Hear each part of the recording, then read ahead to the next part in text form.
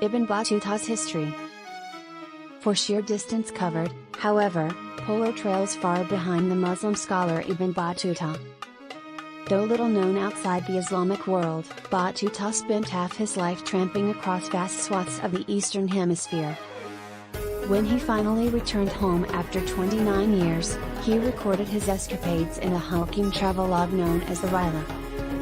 Though modern scholars often question the veracity of Battuta's writings, he may never have visited China, for example, and many of his accounts of foreign lands appear to have been plagiarized from other authors' works. The Rila is a fascinating look into the world of a 14th century vagabond. Born in Tangier, Morocco, Ibn Battuta came of age in a family of Islamic judges. He intended to complete his Hajj, the Muslim pilgrimage to the holy city of Mecca, but he also wished to study Islamic law along the way.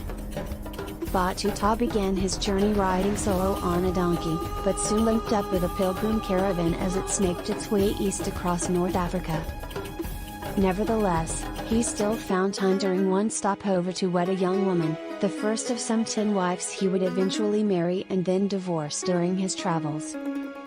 Upon leaving Africa, Battuta hatched a plan to travel to India, where he hoped to secure a lucrative post as a Qadi, or Islamic judge. From Turkey, Battuta crossed the Black Sea and entered the domain of a golden horde Khan known as Uzbek. Battuta stayed in the Byzantine city for a month, visiting the Hagia Sophia and even receiving a brief audience with the emperor.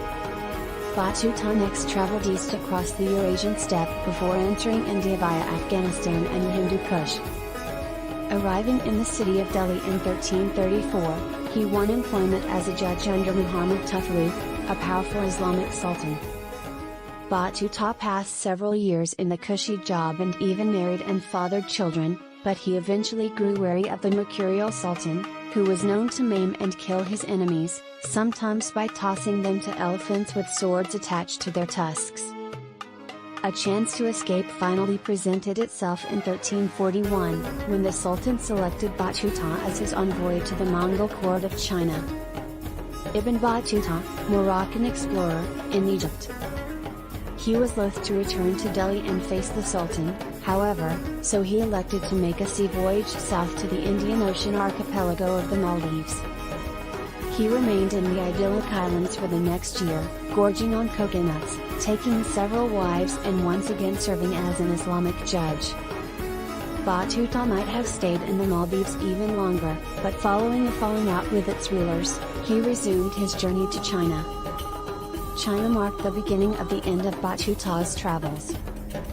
Having reached the edge of the known world, he finally turned around and journeyed home to Morocco, arriving back in Tangier in 1349. Battuta had never kept journals during his adventures, but when he returned to Morocco for good in 1354, the country's sultan ordered him to compile a travelogue.